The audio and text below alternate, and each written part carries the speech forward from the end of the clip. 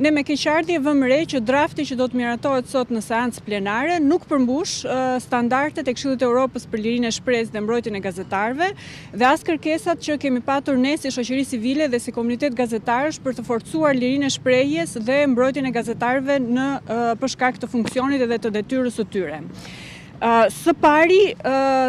teksti parashikon mbrojtje, po njëkohësisht edhe dekriminalizim të shpifjes vetëm për një grup të caktuar që janë cilësuar në ligj si gazetar të regjistruar dhe të njohur. Kjo është një dekriminalizim i pjedhshëm dhe nuk është në përputhje me standardet e Këshillit të Evropës dhe as me kërkesat që ne kemi pasur për një dekriminalizim të plot të shpifjes dhe të fyerjes, për të siguruar kështu një mjedis mundësues për lirinë e shprehjes për folësit publik. Së dyti, Shqipëria nuk ka dhe në fakt nuk duhet të ketë një regjistër për gazetarët. Çdo përpjekje për të krijuar një regjistër për gazetarët apo për ta rregulluar profesionin sjellin pasiguri juridike dhe kanë pasoja serioze sa i takon efektit frenues mbi lirinë e shprehjes. Së treti, ky formulim aktual përjashton nga mbrojtja dhe përjashton nga dekriminalizimi aktorë të tjerë në hapësirën publike, që mund të jenë përfaqësuesit e shoqërisë civile, sinjalizuesit, aktivistët, studiuesit, por njëkohësisht edhe qytetarët, të cilët mund të marrin pjesë dhe kanë të drejtë të ushtrojnë lirinë e tyre së shprehjes.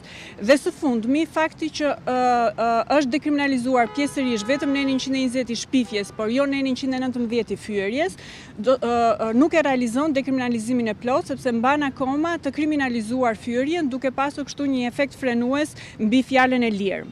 Dua të theksoj se këto nuk janë vetëm shqetësime të organizatave të shoqërisë civile në Shqipëri dhe të Komitetit Medias, ato në fakt janë mbështetur edhe nga rrjetet më të mëdha europiane për lirinë e medias dhe sigurinë e gazetarëve, duke filluar nga Reporterët pa kufi, nga Instituti Ndërkombëtar i Shtypit, Federata Europiane e Gazetarëve, Mekanizmi i reagimit të shpejtë, Rrjeti për gazetarë të sigurt në Ballkanin Perëndimor dhe shumë organizata të tjera europiane, të cilat e kanë mbështetur përpjekjen tonë dhe kërkesën tonë të kahershme për të bërë dekriminalizimin e plotë të shpifjes dhe të fyerjes.